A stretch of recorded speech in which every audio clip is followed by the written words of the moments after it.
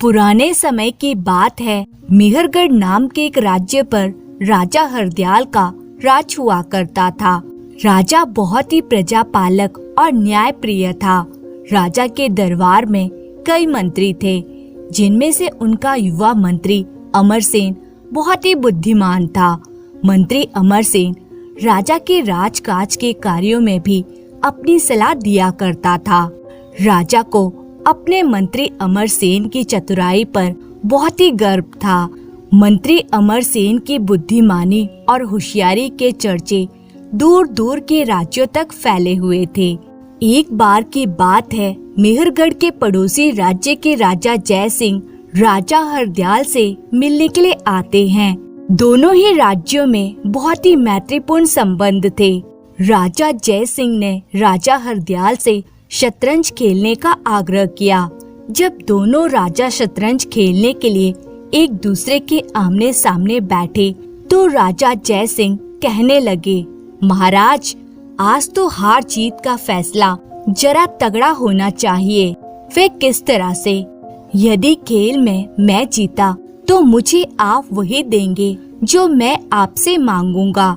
यदि आप जीते तो मैं वही आपको दूंगा जो आप मुझसे मांगोगे। बोलो, मंजूर है? ठीक है, मुझे मंजूर है। और फिर दोनों राजा शतरंज खेलने में व्यस्त हो गए।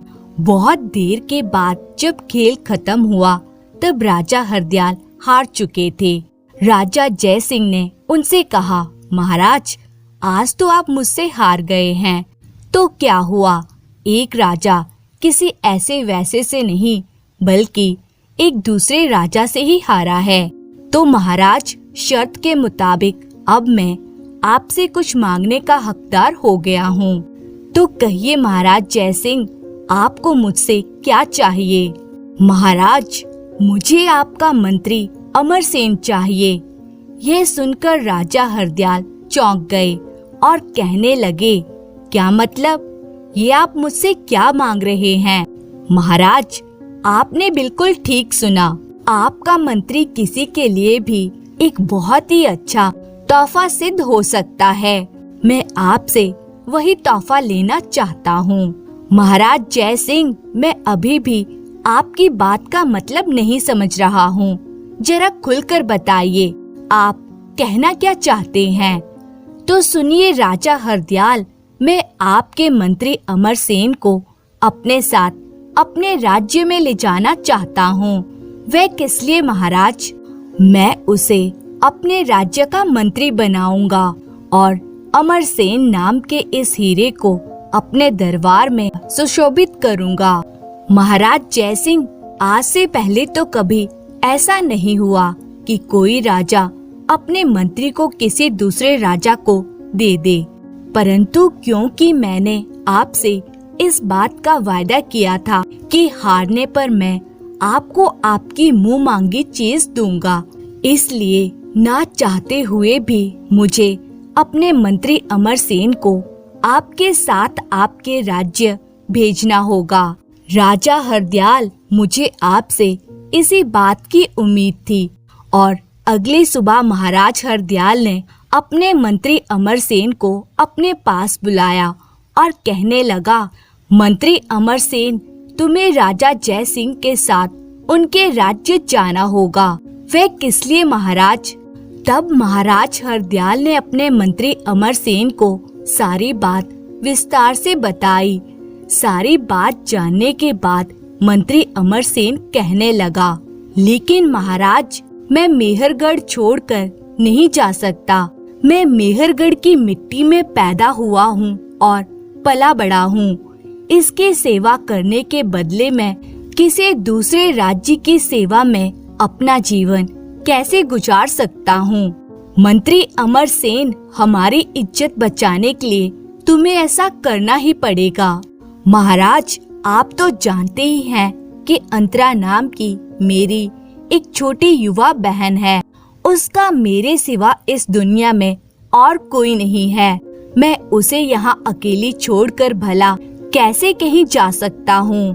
अमरसेन, तुम अपनी बहन अंतरा को भी अपने साथ ले जा सकते हो।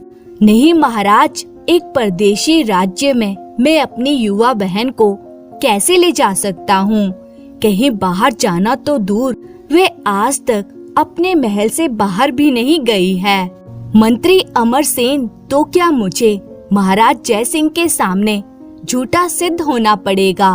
नहीं महाराज, चाहे मेरी जान ही क्यों ना चली जाए, मैं आपको किसी दूसरे के सामने नीचा नहीं दिखने दूंगा। तो क्या तुम महाराज जय सिंह के साथ उनके राज्य जयगढ़ जाओगे? हाँ महाराज, मैं जरूर जाऊंगा। मैंने यही फैसला किया है। ओह अमरसेन, हम तुम्हारे बहुत बहुत शुक्रगुजार हैं। महाराजा हरदयाल के पास से जब मंत्री अमरसेन अपने महल में पहुंचा तो उसकी बहन अंतरा बोली, क्या बात है भैया, आपका चेहरा आज क्यों उतरा हुआ है? क्या बताऊं बहन अंतरा, आज तकदीर ने मेरे साथ बहुत बड़ा मजाक किया है। फिर अमरसेन ने विस्तार पूर्वक अंतरा को सारी बात बता दी। भैया, आप खुशी खुशी जयगढ़ जाने की तैयारियां कीजिए, इस प्रकार दुखी ना होइए। अंतरा, मुझे तेरी बहुत चिंता हो रही है। तू अकेली इतने बड़े महल में कैसे रहेगी भला? इसकी चिंता छोड़िए भैया, मैं अपनी सुरक्षा खुद कर लूंगी। और फिर भगवान पर भरोसा रखो, वह जो करेगा ठीक ही करेगा। अंतरा, एक बात का वायदा करो कि मेरे पीछे तुम कभी भी बेपर्दा होकर महल से बाहर नहीं जाओगी। मैं नहीं चाहता कि दुनिया की बुरी नजरें तुम पर पड़े। भैया, मैं आपको यकीन दिलाती हूँ कि मैं आपकी बात मानूंगी। अंतरा, मैं तुम्हारी यह तस्वीर अपने साथ ले जा रहा हूँ ताकि जब तुम्हारी याद में दिल बेचैन हो तो मैं इसे देखकर अपने दुख पर काबू पा सकूं। अमरसेन ने अपनी बहन अंतरा की तस्वीर उठा ली और उसे विदा लेकर महल में राजा हरदयाल के पास पहुंच गया और कहने लगा, महाराज, मैं अपनी बहन अंतरा को आपके भरोसे छोड़े जा रहा हूँ, उसका ख्याल रखिएगा। अमरसेन, तुम अपनी बहन की फिक्र मत करो, तुम्हारी बहन हमारी बहन की तरह ही मेहरगढ़ में रहेगी। फिर राजा जय सिंह के साथ अमरसेन मेहरगढ़ से रवाना हो गया। राजा जय सिंह ने जयगढ़ पहुंचते ही ये घोषणा की कि आज से हम अमरसेन को अपना मंत्री नियुक्त करते हैं। यह घोषणा सुनकर सभी लोग सोचने लगे, महाराज को यह क्या सूझी, किसी दूसरे राज्य के मंत्री को अपने राज्य का मंत्री बना दिया। यह ठीक नहीं हुआ। उस दिन के बाद से राजा जय सिंह अमरसेन से सलाह मशवरा करके ही कोई कार्य करते। पहले तो महाराज हम सब से सलाह लेकर ही कोई काम करते थे। यह देखकर अन्य दरबारी आपस में कहने लगे, पर अब तो हमें एक और दरकिनारा करके हर बात में अमरसेन से ही सलाह लेनी शुरू कर दी है। यह हमारा सरासर अपमान है। जयगढ़ राज्य के अन्य ऊंचे ओहदेदार अमरसेन की बढ़ती साख को देखकर उसके विरुद्ध गुप्त मंत्रणा करने लगे। कैसे अमरसेन को महाराज के सम्मुख नीचा दिखाया जाए। अमरसेन को नीचा दिखाने के लिए हमें छिपकर उसकी गतिविधियों पर नजर रखनी होगी। अपनी दिनचर्या में वे कोई न कोई ऐसा काम करता ही होगा जिसके द्वारा वे हमारे जाल में फंस सके। अब अमरसेन पर नजर रखने की जिम्मेदारी बुद्धदेव को सौंपी गई। बुद्धदेव उसी समय मंत्री अमरसेन के महल की ओर चल पड़ा। जब वह अमरसेन के महल में पहुंचा तो क्या देखता है कि अमरसेन किसी की तस्वीर को हाथों में उठाए हुए है। वे सोचने लगा, यह युवती कौन हो सकती है। अमरसेन अपनी बहन की तस्वीर देखकर उसे याद करके रो रहा था। बुद्धदेव सोचने लगा, अरे यह क्या, अमरसेन तस्वीर को देखकर रो क्यों रहा है। बुद्धदेव कई दिन तक अमरसेन पर नजर रखने के बाद सोचने लगा, अमरसेन हर रात इस युवती की तस्वीर को देखकर रोता है। और इस तस्वीर को सीने से लगाता है। अमरसेन के इस काम के द्वारा ही बड़ी आसानी से इसे अपने जाल में फंसाया जा सकता है। अगले दिन बुद्धदेव राजा जयसिंह के पास पहुंचा और कहने लगा, महाराज की जय हो। आओ बुद्धदेव, कहो कैसे आना हुआ। महाराज, आपने जिस व्यक्ति को मंत्री के पद पर नियुक्त किया है वह उस पद के बिल्कुल अयोग्य है। बुद्धदेव, यह तुम क्या कह रहे हो? महाराज, मैंने स्वयं हर रात को मंत्री अमरसेन की जासूसी की है।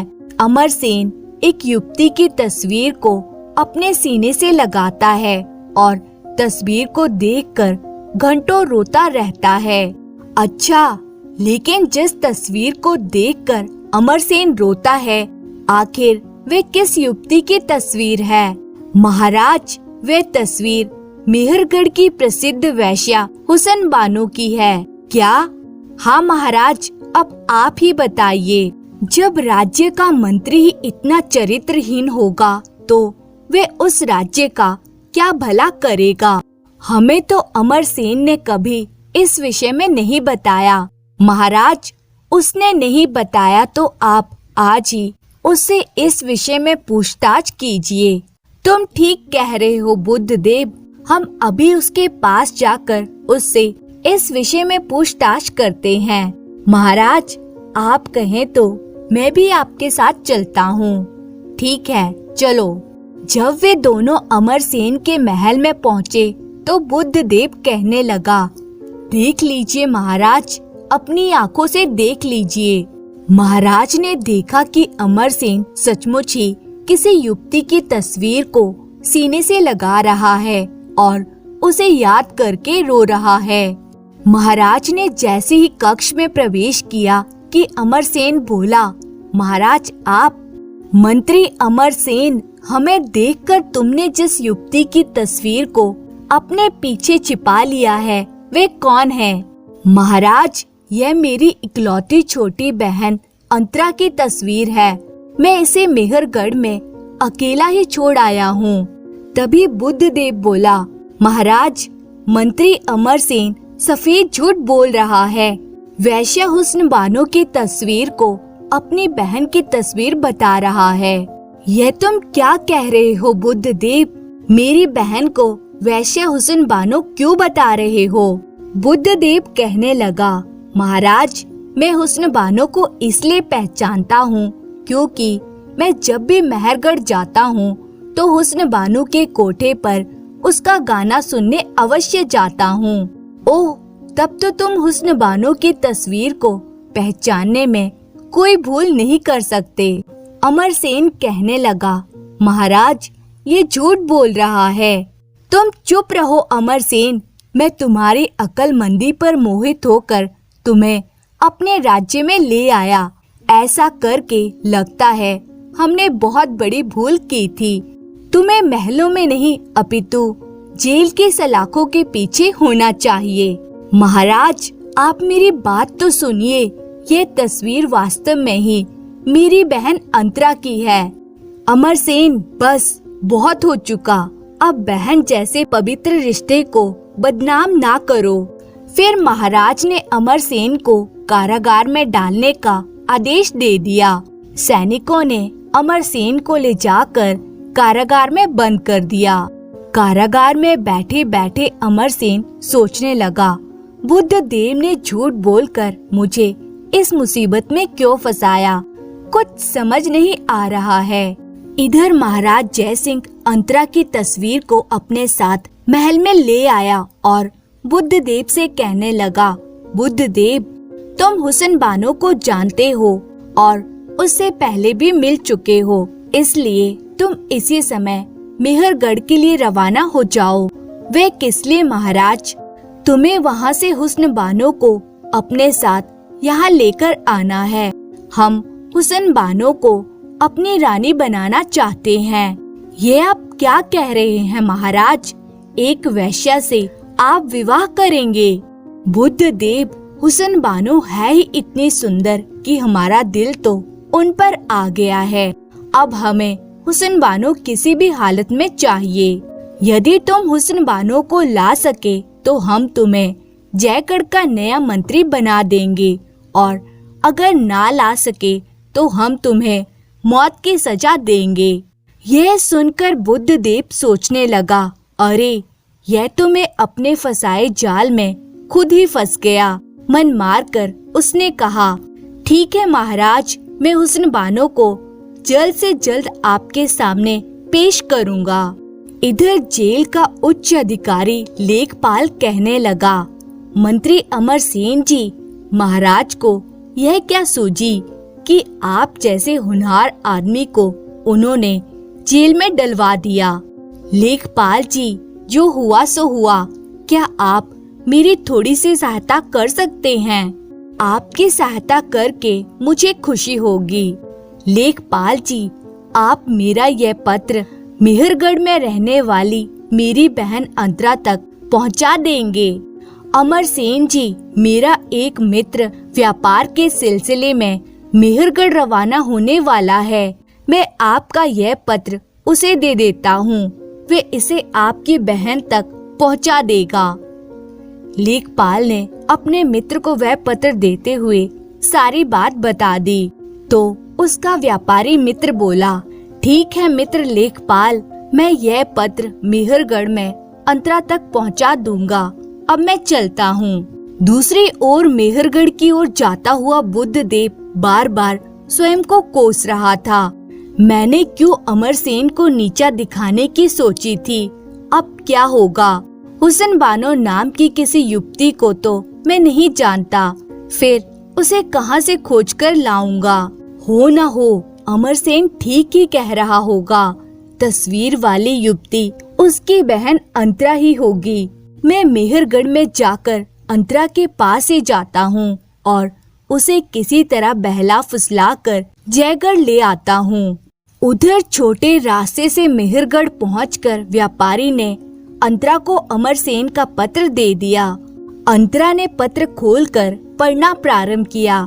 बहन अंतरा, यहाँ के सीपे सालार बुद्धदेव ने षड्यंत्र रचकर मुझे जेल में डलवा दिया है। एक दिन जब मैं तुम्हारी तस्वीर को देखकर आंसू बहा रहा था, तभी महाराज जय सिंह ने मुझे देख लिया। तब राजा जय सिंह के साथ आए हुए सीपे सालार बुद्धदेव ने कहा कि मेरे हाथ में मेहरगढ़ की वेश्या हुस्न बानो की तस्वीर है, जबकि मैंने महाराज को सच्चाई बताई, परंतु महाराज ने मेरी बात पर यकीन नहीं किया और उन्होंने मुझे कारागार में डलवा दिया। लगता है अब मैं इस कारागार से बाहर नहीं आ पाऊंगा। तुम्हारा बदनसीब भाई अमरसेन। नहीं भैया, मैं आपको निराश नहीं होने दूंगी। मैं आपको कारागार से बाहर निकलवा कर ही रहूंगी। फिर वे दास दासियों को आवश्यक निर्देश देकर अपने घोड़े पर सवार होकर जयगढ़ की ओर चल पड़ी। उसके महल से निकलते ही बुद्धदेव वहां आ पहुंचा और पूछने लगा, यहाँ के भूतपूर्व मंत्री अमरसेन की बहन अंतरा क्या यहीं रहती है? एक दासी बोली, हाँ रहती तो यहीं है, पर 1-2 माह के लिए वे राज्य से कहीं बाहर चली गई हैं। बुद्धदेव लंबा सफर तय करके बिना कहीं रुके जयगढ़ महाराज के पास पहुंचा और बोला, महाराज मुझे दुख है कि हुस्न बानो को मैं यहाँ नहीं ला सका। बुद्धदेव, तुम हुस्न बानो को क्यों नहीं ला सके? क्योंकि महाराज वे 1 माह पूर्व ही भगवान को प्यारी हो चुकी हैं। और फिर बुद्धदेव वहाँ से चला गया। इधर दरबार में पहुंचकर नकाबपोश युवती अंतरा कहती है, दुहाई है महाराज, मेरा न्याय कीजिए। युवती, तुम कौन हो? तुम्हारी क्या समस्या है? महाराज, आपके राज्य के सीपे सालार बुद्धदेव ने मेरे साथ धोखा किया है। पहले उसने मेरे साथ प्रेम का नाटक किया, फिर अवसर पाते ही वह मेरा सारा माल गहने लेकर रफू चक्कर हो गया। बुद्धदेव को दरबार में पेश किया जाए। कुछ देर बाद ही बुद्धदेव दरबार में था। बुद्धदेव, इस युवती ने तुम्हारे खिलाफ एक संगीन आरोप लगाया है। बुद्धदेव को जब अंतरा द्वारा लगाए गए आरोप के बारे में पता चला तो वे कहने लगा, महाराज, ये औरत झूठ बोल रही है। मैं तो इसको जानता तक नहीं हूँ। बुद्धदेव, यदि तुम सच कह रहे हो तो तुमने महाराज से यह कैसे कहा कि तुम मुझे नहीं जानते हो? याद करो, तुमने महाराज को कभी मेहरगढ़ की वैश्या हुस्न बानो के बारे में बताया था। मैं वही हुस्न बानो हूँ। ऐसा कहते ही अंतरा ने चेहरे पर से पर्दा हटा दिया। उसे देखकर महाराज बोले, सचमुच तुम हूबहू तस्वीर वाली हुस्न बानो हो। बुद्धदेव सोचने लगा, अब तो मैं और ज्यादा मुसीबत में फंस गया हूँ। मैंने महाराज को बताया था कि 1 माह पहले ही हुस्न बानो भगवान को प्यारी हो गई है। महाराज, मैं हुस्न बानो होऊंगी तभी तो बुद्धदेव मुझे पहचानेंगे। क्या मतलब? महाराज, मैं हुस्न बानो नहीं बल्कि मैं आपके वजीर अमरसेन की छोटी बहन अंतरा हूँ। इसका मतलब तो यह हुआ कि मंत्री अमरसेन ने तुम्हारे विषय में सच बताया था। जी महाराज। राजा जयसिंह ने उसी समय बुद्धदेव से पूछा, बुद्धदेव, तुमने हमारे साथ झूठ का यह नाटक क्यों खेला? सच सच बताओ। महाराज, जान के सलामती का वचन दे और मेरी गलती को क्षमा करें। मैं और राज्य के कुछ अन्य ओहदेदार लोग मंत्री अमरसेन की तरक्की से नाखुश होकर उनसे जलने लगे थे। जैसे भी हो, हम उन्हें नीचा दिखाना चाहते थे, इसलिए हमने हुस्न बानो का नाम लेकर उन्हें फंसाना चाहा, जिसमें हम सफल भी हुए। बुद्धदेव, तुम्हारी इस गुस्ताखी की सजा तुम्हें दी जाएगी। सिपाहियों, बुद्धदेव को कारागार में डाल दो। महाराज, मुझे क्षमा कर दीजिए। फिर बुद्धदेव को कारागार में डाल दिया गया। तत्पश्चात महाराज ने मंत्री अमरसेन को दरबार में पेश करने का आदेश दिया। अमरसेन, हम आपसे अपनी गलती की माफी मांगते हैं। हमने बुद्धदेव के बहकावे में आकर तुम पर बहुत जुल्म ढाए हैं। यह आप क्या कह रहे हैं महाराज? हाँ अमरसेन, तुम्हारी बहन अंतरा ने अपनी चतुराई से हमें सही और गलत का आभास कराया है, तभी हम तुमसे माफी मांग रहे हैं। तभी अमरसेन की नजर अपनी बहन पर पड़ी और वे बोला, अंतरा, तुम यहाँ? हाँ भैया। फिर दोनों भाई बहन एक दूसरे के गले मिले। राजा जयसिंह कहने लगे, मंत्री अमरसेन, मैं आपकी बहन अंतरा से विवाह करना चाहता हूँ। महाराज, मुझे ये रिश्ता मंजूर है। फिर बड़ी धूमधाम से राजा जयसिंह का विवाह मंत्री की बहन अंतरा से संपन्न हुआ। महाराज जयसिंह ने फिर से अमरसेन को अपना मंत्री नियुक्त कर लिया और इस तरह से उन सबके दिन सुख से बीतने लगे। धन्यवाद।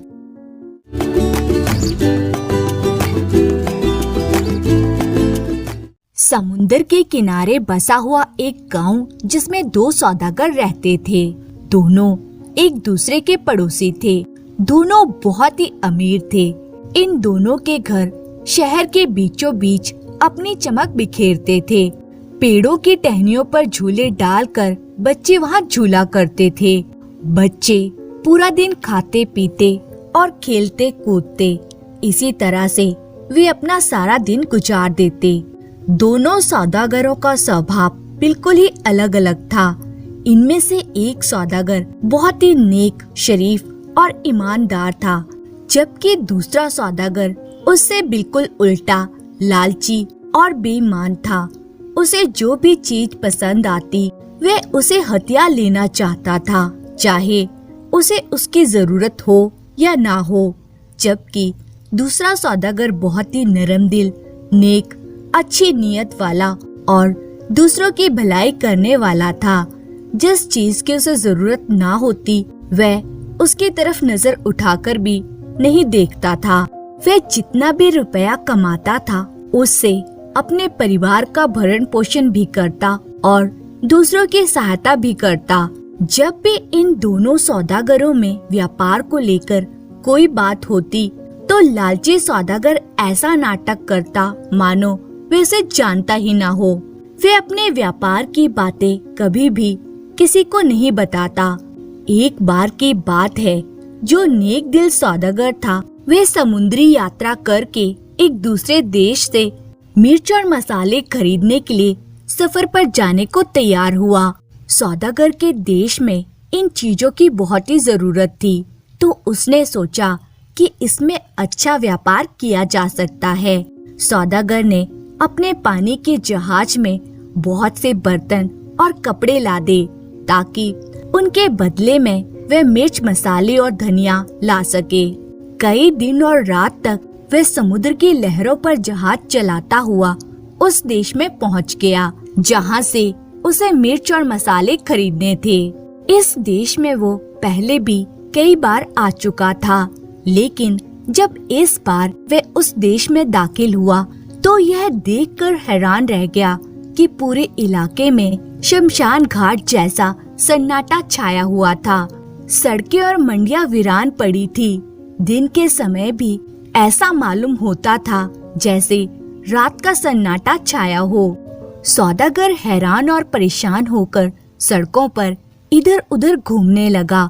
सड़क पर गुजरते हुए उसे अगर कोई इंसान नजर भी आता तो वह बहुत ही दुखी और परेशान दिखाई दे रहा था। ऐसा मालूम होता था कि वह अपने ही विचारों में गुम इस दुनिया से बेखबर हो। बच्चे तो उस देश में दिखाई ही नहीं दे रहे थे, मानो उन्हें किसी और शहर में भेज दिया गया हो। काफी देर तक सड़कों पर घूमने के बाद जब उसे कोई माजरा समझ न आया तो उसने राजा के दरबार में जाने का फैसला किया। जब वे उस देश के राजा के महल में पहुंचा तो राजा बहुत ही दुखी, सर झुकाए और उदास मन लिए बैठा था। राजा के सभी मंत्री और दरबारी ऐसे बैठे थे मानो वे अभी रो पड़ेंगे। कुछ देर के बाद राजा ने उस सौदागर की तरफ देखा और बड़े ही भारी मन से पूछा, तुम कौन हो और कहां से आए हो? तुम चाहते क्या हो? सौदागर ने जवाब दिया, मैं समुंदर पार के शहर कुंदन नगर का रहने वाला हूँ। मैं एक सौदागर हूँ और अपने जहाज पर कपड़े और बर्तन लेकर आया हूँ और उनके बदले में मैं यहाँ से मिर्च मसाले खरीदकर अपने देश ले जाना चाहता हूँ, क्योंकि वहाँ पर मिर्च मसाले की बहुत ज्यादा जरूरत रहती है। राजा ने एक ठंडी सांस भरी और रुक रुक कर कहने लगा, अरे सौदागर, अब यहाँ पर मिर्च मसाले कहाँ है? यहाँ की तो सारी फसलें तबाह हो गई हैं। खेतों में काम करने वाले ही नहीं रहे। ऐसी महामारी फैली कि सबको दबोच कर मौत के दरवाजे तक ले गई। असल बात यह है कि इस शहर में चूहे की भरमार है। उन्हें मारते मारते सब लोग थक गए, लेकिन चूहे किसी भी तरह से कम नहीं हुए और इन्हीं चूहों से हमारे देश में प्लेग की महामारी फैल गई। इसके अलावा चूहों ने सारी फसलें बर्बाद कर दी। महामारी में बहुत सी औरतें, मर्द और बच्चे मर गए। यह बीमारी हमारे देश में हर साल आती है, लेकिन इस साल तो बहुत ही भयंकर तरह से फैली। किस्मत से जो लोग बच गए वह दाने दाने के मोहताज हैं। सौदागर यह सब सुनकर बहुत ही दुखी हुआ और फिर उसने राजा से कहा, महाराज, क्या आपके देश में बिल्लियां नहीं होती? क्या वे चूहों को नहीं खाती? राजा ने जब यह सुना तो हैरानी से पूछा, बिल्लियां? क्या ये किसी जानवर का नाम है? बिल्ली तो हमारे देश में नहीं होती, न हमने कभी देखी है और न कभी इसके बारे में सुना है। भला वे मिलती कहाँ है? यह बात सुनकर सौदागर हैरान रह गया। उसने कहा, आप बिल्लियों को नहीं जानते? हर जगह, हर घर में उन्हें शौक से पाला जाता है। बच्चे इनसे खेलते हैं और चूहे उनकी खुराक होते हैं। वे चूहे खाकर जिंदा रहती हैं, बल्कि खूब मोटी हो जाती हैं। अगर इन्हें चूहे मिलते रहे तो वे खाने की किसी दूसरी चीज की तरफ नजर भी नहीं उठाती। महाराज, इनके 2 जोड़े मेरे जहाज पर मौजूद हैं, क्योंकि वे बहुत ही प्यारा पालतू जानवर है। आप कहें तो मैं अभी आपकी सेवा में दरबार में हाजिर कर सकता हूँ। यह सुनते ही राजा के चेहरे पर पहली बार मुस्कुराहट आई। राजा बेसब्र होकर कहने लगा, हाँ हाँ, जरूर जरूर, उन बिल्लियों को लेकर आओ, और अगर तुम्हारे कहे के मुताबिक वह बिल्लियाँ हमारे काम की हुई तो तुम्हें मुंह मांगा इनाम दिया जाएगा। सौदागर तुरंत अपने जहाज पर गया और बिल्लियों के 2 जोड़ों को पिंजरे में बंद करके दरबार में ले आया। जब बिल्लियों के 2 जोड़े दरबार में लाए गए तो राजा और उसके दरबारी बड़ी हैरानी से इन्हें देखने लगे। सौदागर ने पिंजरे का दरवाजा खोलकर बिल्लियों को आजाद कर दिया। वह बिल्लियों को अपनी गोदी में उठाकर प्यार करने लगा, ताकि राजा के मन में जो डर है वह दूर हो जाए, क्योंकि राजा उन्हें हाथ लगाते हुए झिझक रहा था। लेकिन तभी अचानक बिल्लियां नीचे कूद पड़ी, क्योंकि एक मोटा ताजा चूहा उन्हें वहीं पर नजर आ गया था। इनमें से हर बिल्ली उस चूहे का शिकार कर लेना चाहती थी। चारों बिल्लियों में खूब खींचातानी हुई, चूहे को मारकर खा लिया। इसके बाद बिल्लियों ने नाक ऊंची करके इधर उधर सूंघना शुरू कर दिया, क्योंकि साथ वाले कमरों में से उन्हें चूहे की बू आ रही थी। वे दबे पांव दूसरे कमरे में गईं और एकदम हल्ला बोल दिया। राजा और उसके दरबारी भी बिल्लियों के पीछे पीछे गए। यह देखकर वे हैरान रह गए कि चारों बिल्लियों ने बहुत जल्दी अपना पेट भर लिया और बहुत से चूहे मार मार कर एक कोने में डाल दिए, ताकि बाद में उन्हें खा सकें। उसके बाद बिल्लियां आराम करने के लिए अपनी टांगें फैलाकर लेट गईं। तभी सौदागर ने राजा से कहा, महाराज, इन मरे हुए चूहों को आप जल्द से जल्द बाहर फेंकवा कर आग लगवा दें, क्योंकि इनके जिस्म पर जो पिस्सू होते हैं वही बीमारियां फैलाते हैं। इन्हें जल्द से जल्द जला देना ही अच्छा है। और आप ये बिल्कुल मत सोचें कि यह बिल्लियां सिर्फ 4 हैं, क्योंकि ये जल्दी जल्दी बच्चे भी देती हैं और हर बार कई कई बच्चे एक साथ पैदा होते हैं। इस तरह से अगले साल तक खराब मौसम आने से पहले आप अपने दुश्मन चूहों के लिए एक पूरी फौज तैयार कर सकते हैं। राजा बहुत ही खुश हुआ और उसने अपने नौकरों से सौदागर की दी हुई हिदायत अनुसार काम करने के लिए कहा, और फिर वह सौदागर की तरफ देखकर कहने लगा, हमें मुसीबत से बाहर निकालने वाले इंसान, बताओ कि तेरी इन अनमोल बिल्लियों के बदले में हम तुम्हें क्या दें। हमारे पास सोना चांदी हीरे जवाहरात की कोई कमी नहीं है। यह सब अपने थैलों में भर भर के साथ ले जाओ। अगली बार जब तुम आओगे तो हम तुम्हें मिर्च मसाले भी देंगे। इस बार तो हम मजबूर हैं, इसके सिवा तुम्हें कुछ नहीं दे सकते। और फिर सौदागर ने सोना चांदी हीरे जवाहरात बड़े बड़े थैलों में भर लिए। सौदागर की खुशी का कोई ठिकाना नहीं था। यह सारा खजाना जहाज पर लादकर सौदागर वापस अपने देश को चल पड़ा।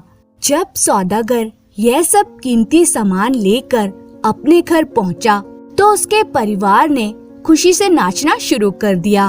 अब तो सौदागर उस शहर का सबसे अमीर आदमी बन चुका था। इसी तरह से कुछ दिन बीते।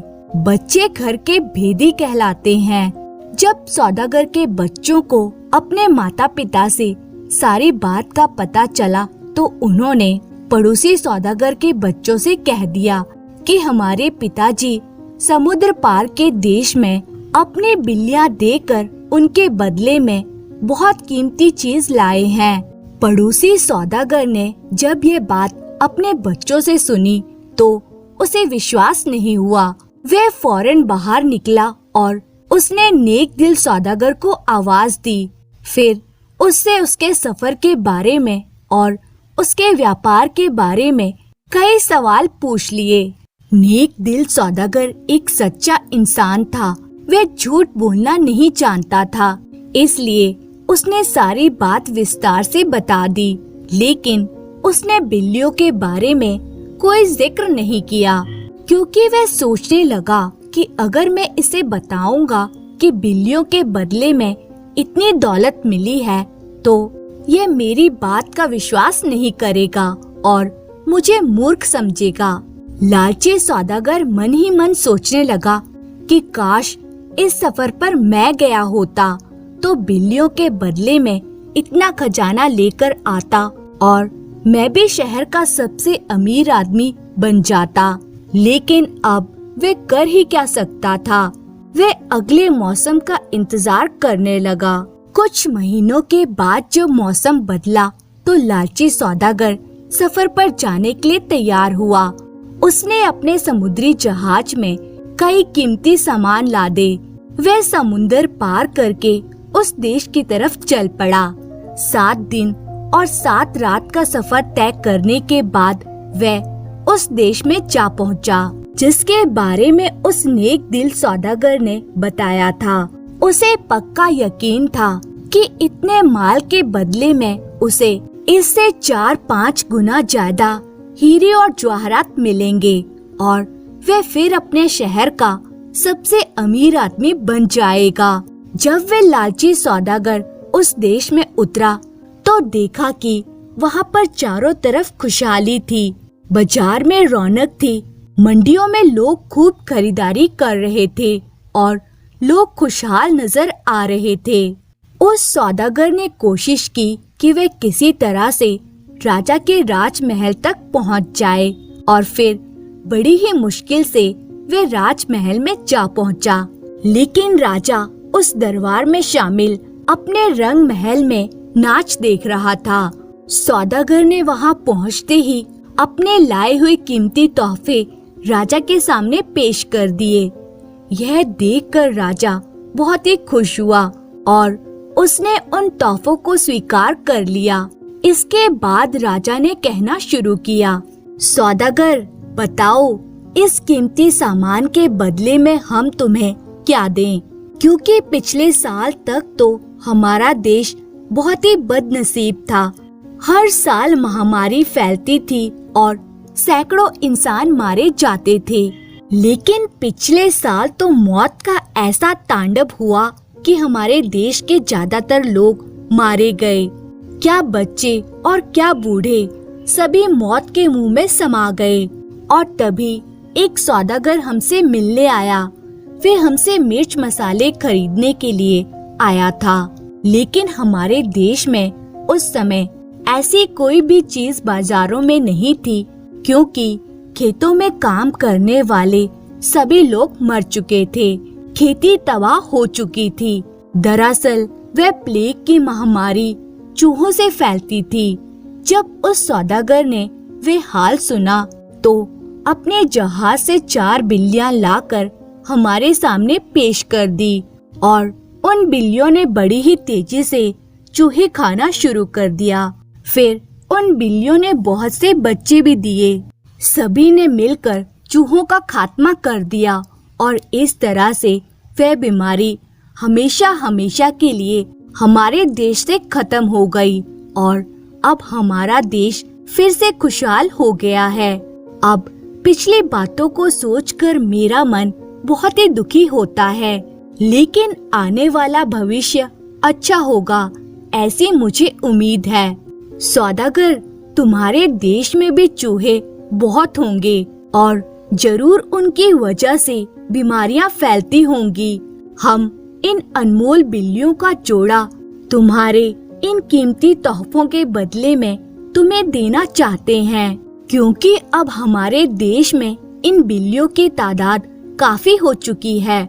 मुझे लगता है यह बिल्लियां तुम्हारे देश के लोगों के काम आएंगी। और यह कहकर राजा ने अपने एक नौकर को आदेश दिया कि बिल्लियों का एक जोड़ा पिंजरे में बंद करके लाया जाए और इस सौदागर को दे दिया जाए। यह सुनकर लालची सौदागर पर बिजली से गिर पड़ी। सौदागर के ख्याली किले एकदम से ढह गए। वह यह भी जानता था कि राजा के दिए हुए तोहफे को इनकार करना मतलब मौत को दावत देना है, और फिर मन महसूस कर उसने उन बिल्लियों का पिंजरा स्वीकार कर लिया। फिर वह राजा की जय जयकार करता हुआ वहाँ से चला गया। अपने वापसी के सफर में जब उसका जहाज समुद्र के बीच में आ पहुँचा तो उसका मन बहुत ही दुखी था। दुखी मन से जब वह अपने देश वापस लौटा तो उसने अपने पड़ोसी सौदागर से केवल इतना ही कहा कि मौसम खराब होने के कारण वे आधे रास्ते से ही वापस लौट आया है और उस देश तक नहीं पहुंच सका जो उसने उसे बताया था। तो दोस्तों, लालच का यही अंजाम होता है। हमें लालच नहीं करना चाहिए। धन्यवाद। प्रतापनगर के राजा प्रताप सेन को अलग अलग तरह के पक्षी और पशु पालने का बहुत ही शौक था। इसके लिए उन्होंने अपने राजमहल के नजदीक ही एक बहुत बड़ा बगीचा बनाया था जिसमें अलग अलग तरह के पक्षी जाते थे। उसके राज्य में कोई भी ऐसा व्यापारी आता जो पक्षियों को बेचता तो राजा प्रताप सेन उससे मुंह मांगी कीमतों पर अपनी पसंद के पक्षी खरीदा करता था।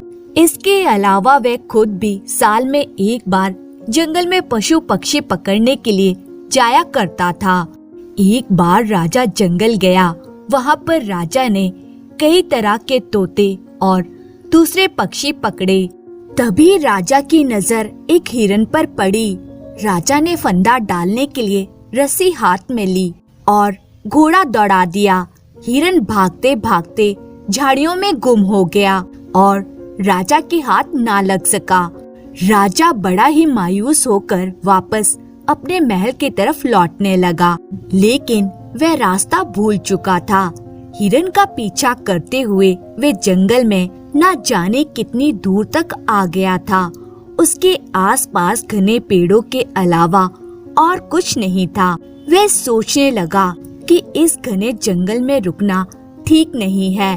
उसे किसी एक रास्ते पर चलते हुए आगे बढ़ना चाहिए ताकि वे महल में पहुंच जाए या अपने साथियों से मिल जाए। यह सोचकर राजा एक सीधे रास्ते पर चल पड़ा। राजा को चलते चलते बहुत देर हो चुकी थी, परंतु उसे कोई भी सही रास्ता नहीं मिल रहा था। अब सूरज भी ढलने लगा था, लेकिन अंधेरा होने से पहले राजा को एक पगडंडी मिल गई और वह उस पगडंडी पर चलने लगा। कुछ दूर चलने के बाद उसे रोशनी नजर आने लगी। राजा उस रोशनी की दिशा में आगे बढ़ता गया। नजदीक पहुंचने पर उसे पता चला कि वह एक झोंपड़ी थी और झोंपड़ी के आगे एक किसान और उसकी पत्नी बैठे हुए थे। किसान राजा को देखकर बहुत ही हैरान हुआ और घबराते हुए कहने लगा, महाराज आप यहाँ पर? राजा कहने लगा, मैं यहाँ पर पक्षी पकड़ने के लिए आया था। एक हिरन के पीछे भागते हुए मैं रास्ता भूल गया। अब मैं रात यहीं गुजारना चाहता हूँ। सुबह होते ही मैं यहाँ से चला जाऊंगा। उस किसान ने बेचैन होकर कहा, महाराज यह सब कुछ आपका ही तो दिया हुआ है, मगर आप यहाँ पर कैसे ठहरेंगे? मेरे पास तो एक अच्छा बिस्तर भी नहीं है। राजा ने कहा, तो क्या हुआ? अगर मैं भी एक किसान होता तो क्या राजमहल के शाही मुलायम बिस्तर पर सोता? इसके बाद किसान ने राजा के घोड़े को एक पेड़ से बांध दिया और उसके सामने खाने के लिए कुछ घास भी डाल दी।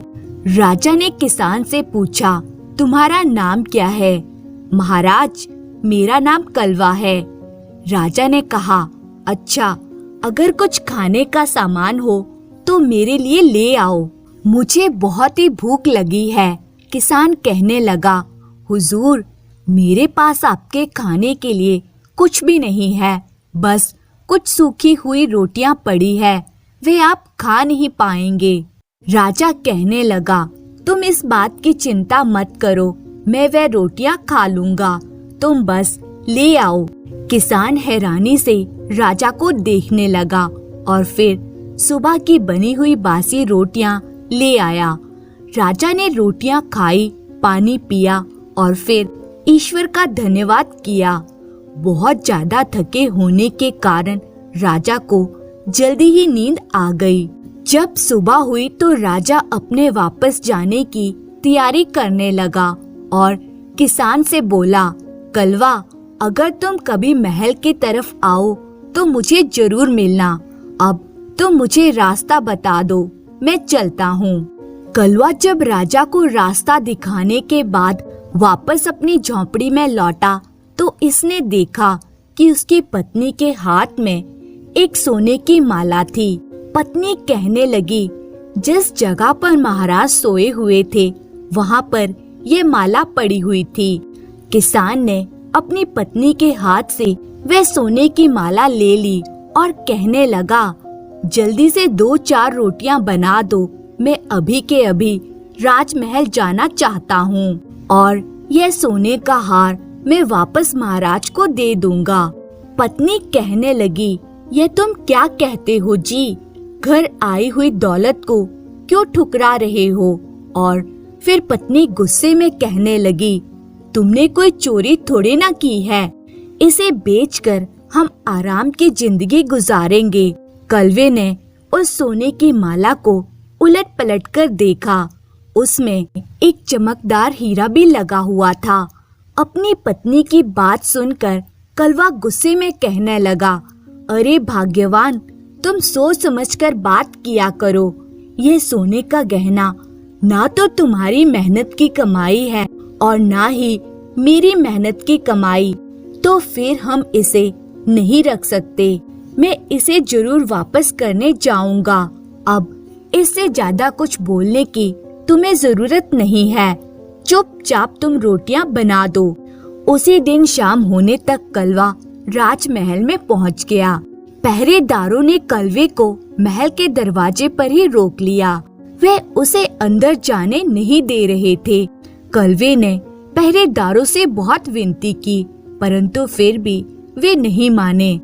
आखिरकार कलवे ने पहरेदारों से कहा, ठीक है, तुम लोग मुझे अंदर मत जाने दो, लेकिन महाराज से केवल इतना कह दो कि कल शाम वाला कलवा आया है। पहरेदार उसकी इस बात को मान गए और यह खबर अंदर महाराज तक पहुंचा दी गई। महाराज के आदेश पर फौरन ही कलवे को अंदर बुलाया गया। कलवे ने महाराज को प्रणाम करने के बाद वे सोने की माला महाराज के सामने रख दी। महाराज इस बात से बहुत ही खुश हुए और कलवे को कहने लगे, मैं तुम्हारी ईमानदारी से बहुत ही खुश हूँ। यह सोने की माला मैंने जानबूझकर वहाँ पर छोड़ी थी। कलवा हैरान होकर कहने लगा, जी हुजूर, जानबूझकर? राजा ने कहा, हाँ, क्योंकि मैं तुम्हारी ईमानदारी की परीक्षा लेना चाहता था। अब तुम उस परीक्षा में खरे उतरे हो, तो अब तुम इनाम के हकदार हो।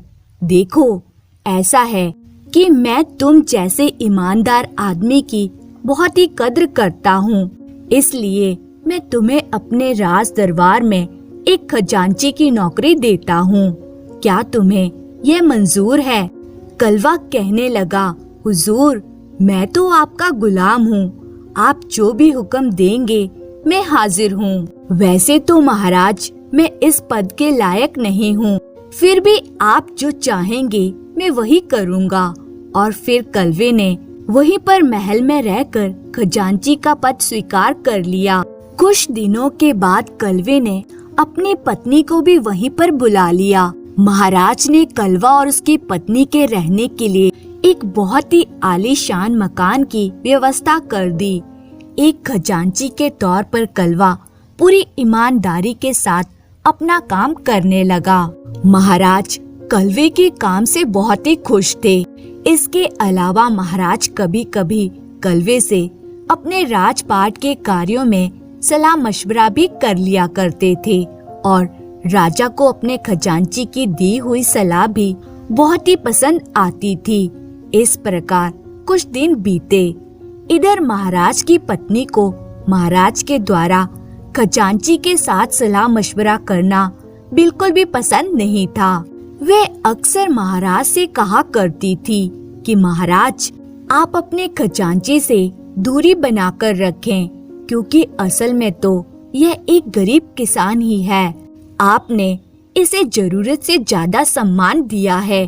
परंतु महाराज जानते थे कि कलवा एक बहुत ही ईमानदार और समझदार आदमी है और वे अपनी पत्नी की बातों को अनसुनी किया कर देते थे। असल बात यह थी कि उनकी पत्नी का सगा भाई भी राजमहल में ही रहा करता था और रानी ये चाहती थी कि महाराज उनके भाई को अपना सलाहकार बनाएं। एक दिन वह महाराज से कहने लगी, महाराज, आप हमेशा अपने खजांची से ही सलाह करते रहते हैं। आप कभी मेरे भाई को भी मौका दीजिए। उसमें भी बुद्धि और समझदारी की कोई कमी नहीं है, बल्कि मेरा मानना तो यह है कि वह आपके खजांची से भी ज्यादा बुद्धिमान और समझदार है।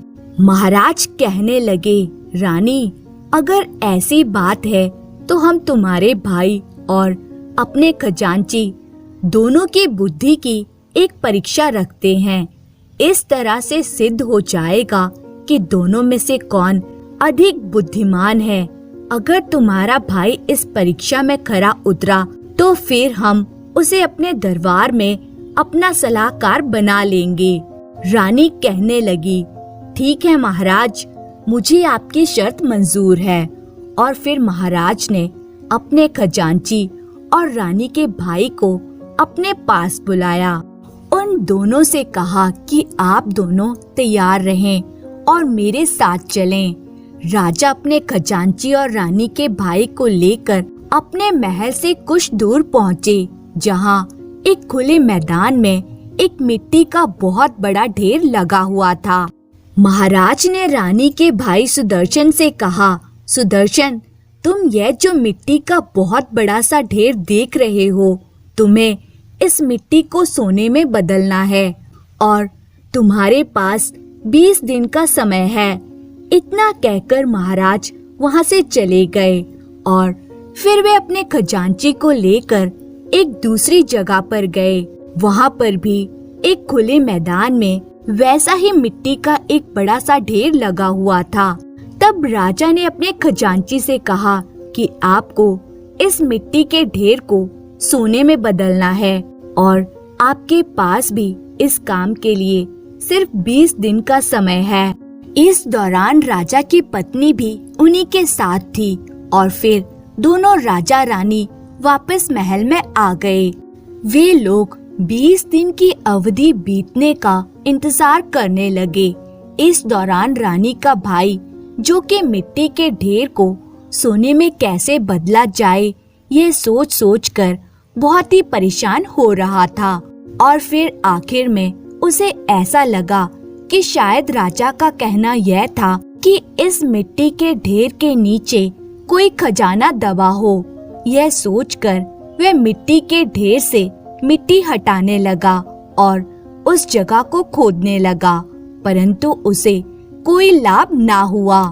वहाँ पर उसे कोई सोना नहीं मिला और वे थक हार कर बैठ गया। अब 20 दिन के समय अवधि पूरी हो चुकी थी। राजा और रानी दोनों ने ही ये निश्चय किया कि अब वे जाकर देखेंगे कि उनकी दी गई परीक्षा में कौन खरा उतरा है। राजा रानी सबसे पहले उस जगह पर गए जहाँ रानी का भाई था। वहाँ पहुँचने पर दोनों ने देखा कि मिट्टी का ढेर वैसे का वैसा ही था और रानी का भाई सिर पर हाथ रखे एक तरफ बैठा हुआ था। यह देखकर राजा और रानी दोनों को ही हैरानी हुई। इसके बाद राजा उस जगह पर पहुंचा जहां खजांची को यह काम दिया गया था और जब राजा और रानी वहाँ पर पहुँचे तो उन्होंने देखा कि वहाँ पर मिट्टी का ढेर मौजूद नहीं था, बल्कि उसकी जगह पर कई तरह के मिट्टी के बर्तन मौजूद थे, जैसे घड़ा, सुरैया आदि। खजांची राजा को देखते ही उनके पास आया और कहने लगा, महाराज की जय हो। महाराज, यह जो सामान आप देख रहे हैं, ये इस मिट्टी के ढेर से बनाया गया है। मैंने कई कुम्हारों को काम पर लगाकर यह सब तैयार करवाया है और ये बिल्कुल तैयार हैं। मैं इन्हें बाजार में बेचकर ढेरों सोने की अशर्फियां इकट्ठी कर सकता हूँ। बस आपके आदेश की प्रतीक्षा है। ये सुनकर राजा बहुत ही प्रसन्न हुआ और अपनी रानी की तरफ देखते हुए कहने लगा, तो महारानी जी, देखा आपने, हमारे समझदार खजांची ने उस मिट्टी के ढेर को सोने में कैसे बदला, जबकि दूसरी तरफ आपका भाई हमारी परीक्षा में असफल रहा है। अब आप ही बताइए, क्या हमारा खजांची से सलाह मशवरा करना गलत है? राजा की बात को सुनकर रानी को अपनी गलती का एहसास हुआ और उसने कहा, महाराज, आपने जो भी निर्णय लिया है बिल्कुल सही लिया है। आज के बाद मैं कभी भी आपसे इस बारे में शिकायत नहीं करूंगी। उस दिन के बाद से राजा की नजरों में अपने खजांची की इज्जत और भी ज्यादा बढ़ गई। बहुत समय पहले की बात है। एक देश था मूर्खपुर। वहाँ का राजा मूर्ख था। वहाँ का मंत्री, सेनापति, सिपाही, यहाँ तक कि प्रजा भी मूर्ख थी। एक दिन किसी चील के पंजे से छूटकर एक मछली राजा के महल में आ गिरी। दुर्भाग्य से महल में कोई नहीं जानता था कि मछली जैसा प्राणी भी संसार में होता है। बस सारा महल उस मछली के आसपास जमा हो गया। राजा बोले, मंत्री जी, पता करो यह किस लोक का प्राणी है, यहाँ कैसे आया और क्या चाहता है। महाराज, कैसे पता करूं? यह ना तो बोलता है ना हिलता है। मूर्ख, इतनी ऊंचाई से यदि तुम्हें फेंक दिया जाए तो क्या तुम आसानी से बोल सकोगे? इसके दिमाग में जरूर कुछ टूट-फूट हो गई है।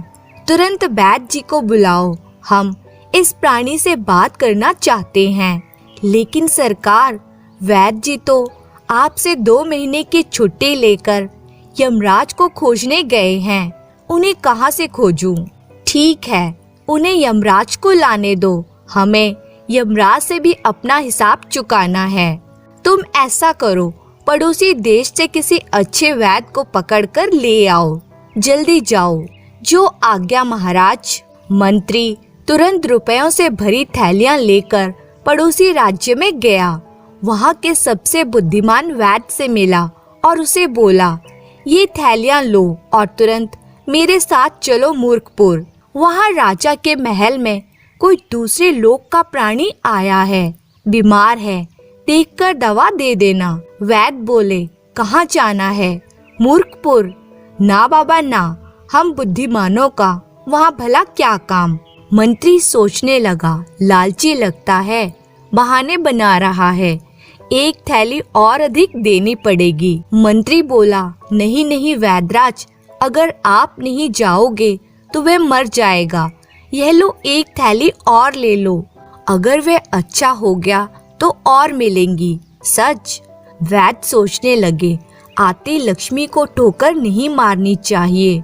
मूर्ख तो हैं ही, इनको मूर्ख बनाना और आसान होगा। और तीनों थैलियां समेटकर वैद्यराज जी मंत्री के साथ मूर्खपुर जाने के लिए तैयार हो गए और अपनी पत्नी से बोले, मैं जल्द ही आ जाऊंगा, ये थैलियां संभाल कर रख लो। जी स्वामी। मूर्खपुर पहुंचकर मंत्री वैद्यराज जी को लेकर सीधा राजा के महल में पहुंचा। आइए वैद्य जी आइए। महाराज, मरीज कहाँ है? क्या हो गया उसे? उत्तर में राजा ने कमरे में बिछे कीमती बिस्तर की ओर संकेत कर दिया। मरीज वहाँ है, न हिलता है न डुलता है। उसे ऐसी दवा दीजिए कि कि फौरन उठ बैठे। महाराज उससे बातें करना चाहते हैं। वैद्य जी बिस्तर के पास गए, कीमती शाल उठाया तो सिट पिटा गए। बिस्तर पर मरी हुई मछली पड़ी थी। बाप रे, यह तो मरी हुई मछली है। बुरा फंसा, सारे मूर्ख हैं। सच बात कह दूंगा तो फांसी पर चढ़ा देंगे, कुछ नहीं सुनेंगे। कुछ सोचकर वैद्य जी ने ठीक किसी रोगी की तरह उस मछली को देखना शुरू किया। महाराज बोले, कैसी तबीयत है हमारे मेहमान की? ठीक नहीं है महाराज, इसे तुरंत हवा चढ़ानी पड़ेगी, किसी ऊंचे पेड़ पर बिठाना पड़ेगा।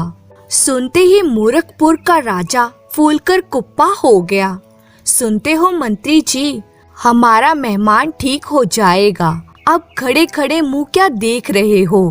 तुरंत वैद्य जी को पेड़ पर टांगो, नीचे खुद चौकसी करो। जब तक मेहमान में पूरी हवा ना भरी जाए, वैद्य जी को पेड़ से उतरने मत देना। ऐसा ही होगा महाराज। फिर फंसा, लगता है इस बार शनि जान लेकर ही रहेगा। कहाँ आ फंसा मूर्खों के बीच। मछली को हाथ में पकड़ वैद्य जी चले। उनके पीछे पीछे नंगी तलवार नचाता मंत्री चला। दोनों बाग में पहुँचे। मंत्री बोले, लो यहाँ पेड़ ही पेड़ हैं, बोलो किस पेड़ पर हवा अच्छी भरी जाएगी? वैद्य सोचने लगे, किस पेड़ पर बताऊं? बचने का रास्ता कहीं नहीं है। हाँ, वह जो सामने वाला पेड़ है उस पर चढ़कर उस पार कूदा जा सकता है। मंत्री जी, वह पेड़ ठीक रहेगा। बस मछली को जेब में रखकर वैद्य जी सामने वाले पेड़ पर जा चढ़े। मंत्री नंगी तलवार लिए पेड़ के नीचे पहरा देने लगा। जब हवा भर जाए तो आवाज दे देना। वैद्य जी पेड़ पर चढ़कर एक मोटी शाखा पर बैठ गए और मौका देखते ही उस पार कूद गए। जब तक मंत्री की निगाह उन तक पहुंचती, उससे पहले ही वे उस पार कूदकर एक झोंपड़ी पर जा गिरे। जैसे ही भारी भरकम वैद्य जी झोंपड़ी पर गिरे, झोंपड़ी का छप्पर टूट गया और वैद्य जी अंदर जा गिरे। चूल्हे पर सालन रखा था। एक मूर्ख रोटियों का आटा गूंद रहा था। वैद्य जी सालन पर गिरे। सालन बिखर गया और मूर्ख चिल्लाने लगा, चोर चोर। वैद्य बोले, चिल्लाओ मत, मुझे यमराज ने भेजा है तुम्हें लाने के लिए, मगर मैं तुम्हें नहीं ले जाऊंगा। तुम भूखे हो, ये लो मछली, तुम्हारा सालन बिखर गया है, इसको बनाकर पेट भरो। तब तक मैं बाहर इंतजार करता हूँ। और उस मूर्ख के हाथ में मछली पकड़ाकर वैद्य जी तुरंत बाहर निकल आए। मछली पाकर वह मूर्ख अंदर नहीं रुका। चाकू लेकर वैद्य जी के पीछे पीछे बाहर आ गया। उसे बाहर आता देख वैद्य जी परेशान हो उठे। कहाँ जा रहे हो यमराज जी के दूत? तुम मछली छीलकर सालन बनाओ, तब तक मैं एक और को ले आऊं। वैद्य जी चले गए तो मूर्ख मछली छीलने बैठ गया। गंध लेता एक कुत्ता भी वहां आ पहुंचा। अचानक मूर्ख के हाथ से मछली फिसलकर दूर जा गिरी और अचानक कुत्ता मछली पर झपटा। जब तक मूर्ख उठता, वह कुत्ता उस मछली को लेकर भाग गया। हाय मेरी मछली! कुत्ता मछली को ले भागता हुआ एक खेत की ओर लपका। खेत की रखवाली करते किसान ने उसे देखा तो बड़ा सा पत्थर उस कुत्ते को दे मारा। मर कमबख्त, खेत खराब करने आ रहा था, अब मजा चख। पत्थर सीधा कुत्ते की पीठ पर पड़ा। वह मछली को वहां छोड़कर उल्टे पैर भागा। कुत्ता भाग गया तो किसान लाठी उठाकर वहां आया जहां मछली पड़ी थी। पास ही एक मूर्ख व्यक्ति सिर पर घड़ा उठाए जा रहा था। किसान ने उस मछली को लाठी इतने जोर से मारी कि मछली के साथ एक पत्थर भी जोर से उड़ा और उस जा रहे व्यक्ति के घड़े पर जा गिरे। उसी क्षण उसका घड़ा फूट गया। वह मूर्ख व्यक्ति बोला, अरे कमबख्त, ये तूने क्या किया? यह शीरा जमींदार ने मंगाया था चाटने के लिए। अब उसे सारी बात बताऊंगा तो वह तेरी खाल खिंचवा देगा। क्षमा करना भाई, बड़ी भूल हो गई, जरा ठहरो। किसान तुरंत खेत पर गया। वहाँ एक मटके में उसने पीने का पानी रखा हुआ था। पानी फेंक वही मटका उठा लाया। इस शीरे को इसमें भर लो, मुझ पर रहम करो। ठीक है। और दोनों ने मिलकर जमीन पर बहता हुआ शीरा उस मटके में भर दिया। मछली शीरे में बुरी तरह सन गई थी। किसान ने उसे भी शीरा समझकर घड़े में डाल दिया। शीरे का मटका लेकर नौकर जमींदार की हवेली में पहुंचा तो जमींदार जैसे उसी का इंतजार कर रहा था। आओ आओ, शीरा ले आए, लाओ इसे थाली में डाल दो। मगर नौकर ने जैसे ही शीरा थाली में डाला तो जमींदार बोला, इस शीरे में कंकड़ क्यों हैं? अरे शीरे में ये पूरी चट्टान कहाँ से आ गई? उफ, इसमें इतनी बदबू, इसे बाहर फेंक दो, ये सड़ गया है। नौकरों ने शीरे का मटका गांव के चौराहे पर ले जाकर फोड़ दिया। नौकरों के जाने के बाद अचानक एक चील की दृष्टि शीरे में लिपटी मछली पर पड़ी। वह उसे उठाकर आकाश में उड़ गई। उधर मूर्खपुर का राजा मूर्खराज अपने महल के छत पर बैठा खाना खा रहा था। सामने ही वैद्य जी को बांधकर खड़ा किया हुआ था। मंत्री जी, तो तुमने इस मूर्ख को पकड़ ही लिया। क्या कहता है ये? महाराज, ये कहता है कि इसने आपके मेहमान को हवा भरने के लिए यमराज के यहाँ भेजा है। क्यों वैद्य जी, क्या ये सच बोल रहा है? हाँ हाँ महाराज, आप मुझे जाने दें, मैं आपको क्यों छोड़ूं? हमारे वैद्य जी भी तो यमराज को बुलाने गए हैं। वही हमारे मेहमान को भी ले आएंगे हवा भरकर, तब तुम्हें छोड़ देंगे। मंत्री जी, इन्हें कुछ खिला पिला दो। राजा का इतना ही कहना था कि उसके सामने रखे शोरबे की प्लेट में कोई चीज गिरी। थोड़ी ही देर में महाराज बोले, अरे यह तो हमारा मेहमान है। मंत्री जी, यमराज के पास से हमारा मेहमान वापस आ गया। मंत्री जी, यमराज इतना कंजूस है कि हवा भर कर इसे भूखा ही भेज दिया, तभी तो यह सीधे शोरबे की प्लेट में गिरा। रसोइये, हमारे मेहमान को शोरबे में तब तक पड़ा रहने दो जब तक इसका पेट ना भर जाए। और मंत्री जी, वैद्य जी को छोड़ दो, इन्होंने हमसे झूठ नहीं बोला था। वहाँ से छूटकर वैद्य जी ऐसे भागा कि फिर पीछे मुड़कर नहीं देखा। मूर्खों से धन तो ऐंठा जा सकता है, मगर उनके चिंगूल से छूटना मुश्किल होता है। धन्यवाद।